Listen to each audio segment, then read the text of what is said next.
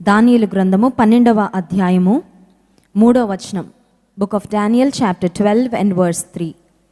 బుద్ధిమంతులైతే ఆకాశ మండలములోని జ్యోతులను పోలిన వారై ప్రకాశించెదరు.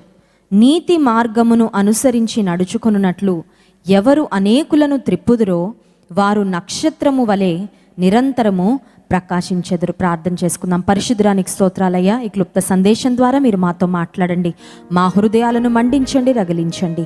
యేసునామమున ప్రార్థిస్తున్నాం తండ్రి, ఆమెన్. ఇంకొకసారి అందరం కలిసి చదువుకుందాం. దానియేలు గ్రంథము 12వ అధ్యాయము 3వ వచనం. బుద్ధిమంతులైతే ఆకాశ మండలములోని జ్యోతులను పోలిన వారై ప్రకాశించెదరు. నీతి మార్గమును అనుసరించి నడుచుకొనున్నట్లు ఎవరు అనేకులను త్రిప్పుదురో వారు నక్షత్రము వలె నిరంతరము ప్రకాశించెదరు. ఇక్కడ ఈ వచనంలో 2 భాగాలు మనం చేసుకున్నట్లయితే ఆఖరు భాగంలో నక్షత్రము వలె ప్రకాశించెదరు అనే మాట వ్రాయబడింది. మనందరికీ నక్షత్రంలా ప్రకాశించడం అంటే ఇష్టం కదండి. Shining like a star, shining like a star. Christmas దినాల్లో స్టార్ పెట్టుకుంటూ ఉంటాం మన ఇంటి పైన.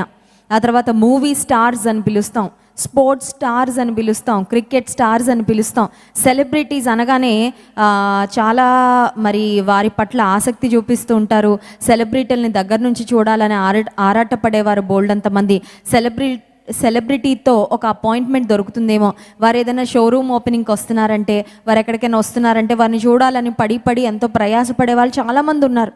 అయితే దేవుని గ్రంథం సెలవిస్తున్న మాట, నీవు నేను ఆకాశ మండల మందలి జ్యోతుల వలె నక్షత్రముల వలె నిరంతరము ప్రకాశించాలంటే ఇది షరతుతో కూడిన వాగ్దానం. If you want to shine like a star, God wants us to shine like a star.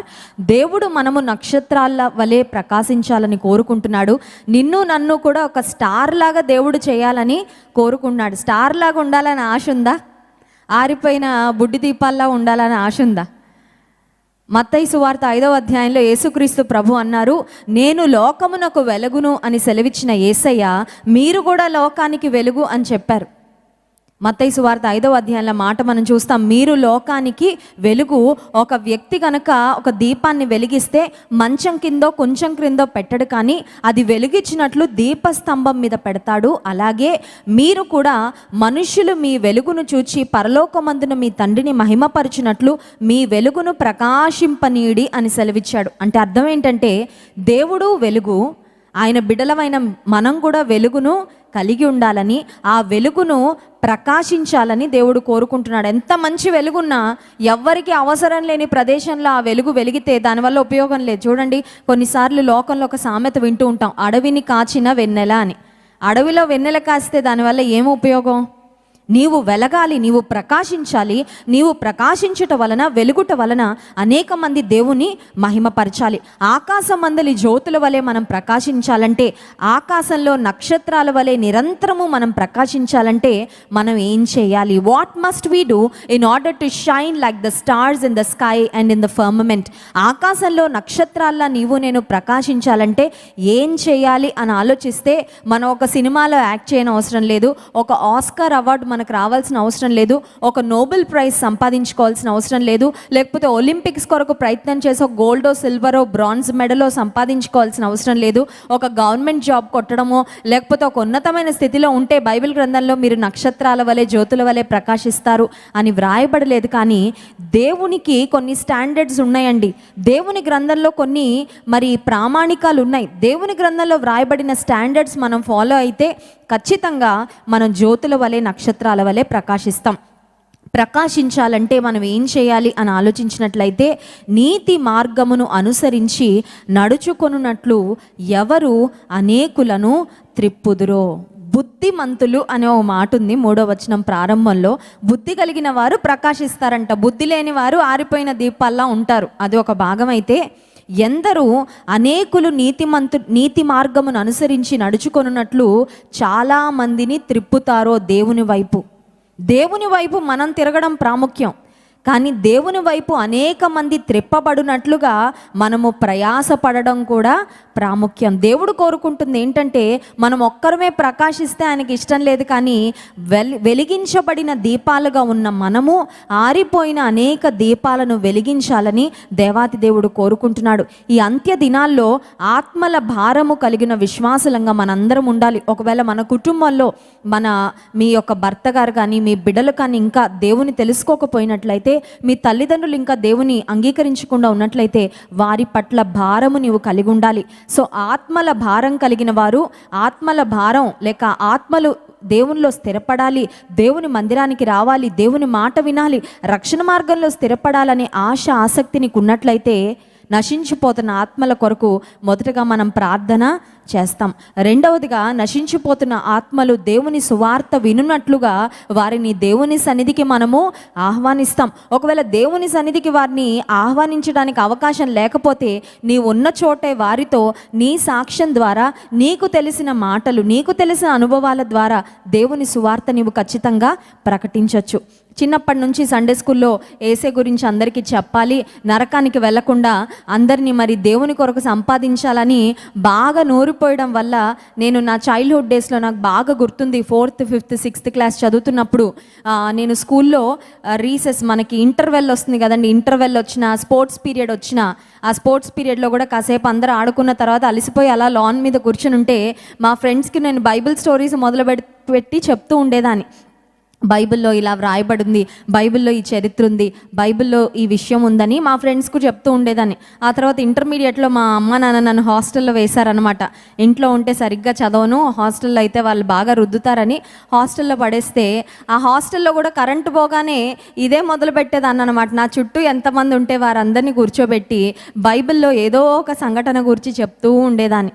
కొంతమంది అలా చెప్పినందుకు నన్ను పిచ్చిదానిలా చూసేవారు, కొంతమంది ఏమో నన్ను ద్వేషించేవారు, కొంతమంది నా మీద మా మేనేజ్మెంట్కి కూడా కంప్లైంట్ చేస్తారు. ఏమనంటే, ఈ అమ్మాయి అందరినీ మత మార్పిళ్ళు చేసేస్తుందని. యేసుక్రీస్తు ప్రభు మతము కాదు, యేసుక్రీస్తు ప్రభు నిజమైన వెలుగు లోకములో ఉండెను, అది ప్రతి మనిషిని వెలిగించుచూ వచ్చినని దేవుని గ్రంథం సెలవిస్తుంది. నీవు వెలిగించబడిన వ్యక్తివైతే ఆరిపోయిన దీపాలను చూసి నాకేమీ అవసరం లేదులే అని ఏమీ పట్టనట్లు ఖచ్చితంగా మనము ఉండము. నీవు మండుతుంటే, నీవు ప్రకాశిస్తుంటే, నీవు దేవుని కొరకు వెలుగుతూ ఉన్నట్లయితే నీ వెలుగు ద్వారా అనేక మంది దేవుని వైపుకు వచ్చినట్లుగా నీవేం చేయగలవో ఆ ప్రయత్నాన్ని చేయాలి. We don't have to become a speaker in order to share God's word. దేవుని వాక్యాన్ని మనం ప్రకటించడానికి మనం స్పీకర్ అవ్వాల్సిన అవసరం లేనే లేదు. కొన్నిసార్లు మనం అనుకుంటాం, నాకు బైబిల్ అంతా వచ్చాక అప్పుడు సువార్త చెప్తానండి అనుకుంటాం. బైబిల్ అంతా రావడానికి ఇది ఏమన్నా మామూలు గ్రంథం అనుకుంటున్నారా? ఇది ఏమన్నా social text book, maths text book అనుకుంటున్నారా? ఇప్పుడు ఒక సంవత్సరంలో maths for example 8th class చదువుతున్నారు అనుకోండి, ఆ 8th క్లాస్ టెక్స్ట్ బుక్ను ఒక సంవత్సరంలో టీచర్ ఎక్స్ప్లెయిన్ చేస్తుంటారు, మొత్తం చదివేస్తారు. ఈ బైబిల్ గ్రంథం, దివ్య గ్రంథం 66 పుస్తకాలు ఉన్నాయి. పరిశుద్ధాత్మ దేవుడు దాదాపు 40 మంది వ్యక్తులను ప్రేరేపించి ఆయన ఆత్మ ద్వారా రాయించిన గ్రంథం. ఎన్నో నిగూఢమైన సత్యాలు, మర్మాలు ఉన్న గ్రంథం. ఈ జీవితకాలం అంతా మనం బైబిల్ని అధ్యయనం చేసినా ఇంకా మనం దేవుని గురించి తెలుసుకోవాల్సిన అంశాలు చాలా ఉంటాయి. బైబిల్ మొత్తం ఫర్ ఎగ్జాంపుల్ ఆ అట్ట స్టార్టింగ్ కవర్ నుంచి ఈ కవర్ వరకు మనం కంఠస్థం చేసినా కూడా మనకు బైబిల్ అంతా వచ్చినట్లు కాదు. కంఠస్థం చేయడం, by hearting God's word is one thing and understanding God's word is another thing. బైబిల్ను కంఠస్థం చేయడం ఒక భాగం అయితే, బైబిల్లోని లోతైన సత్యాలను గ్రహించడం అది ఇంకొక విధానం. అది పరిశుద్ధాత్మ దేవుడు మనకి రివీల్ చేస్తే తప్ప, అనేక మంది ఆత్మపూర్ణులైన దైవజనులు అందిస్తున్న వర్తమానాలు వింటే తప్ప దేవుని గ్రంథంలోని శ్రేష్టమైన అంశాలు మనకు అర్థము కాదు. మోకాళ్ళ ప్రార్థన ద్వారా దేవుని సన్నిధిలో గంటలు ఆయన వాక్యాన్ని అధ్యయనం చేస్తున్నప్పుడు పరిశుద్ధాత్మ దేవుడు నీకు అన్నీ మరి విపులంగా దేవుని గ్రంథంలోని మాటలు నేర్పిస్తారు. అంతా నేర్చుకున్నాక, నాకు అంతా తెలిసాక అప్పుడు చెప్దామని నువ్వు వెయిట్ చేయాల్సిన అవసరము లేదు. నీకు దేవుని గురించి ఏం తెలుసో, యెహోవా ఉత్తముడని రుచి చూచి తెలుసుకొనుడని దేవుని గ్రంథం సెలవిస్తుంది. నీ అనుభవంలో what is Jesus to you? Yesayya నీకు ఎవరు? యేసయ్య అంటే నీకేం అర్థమైంది అది చెప్పు చాలు.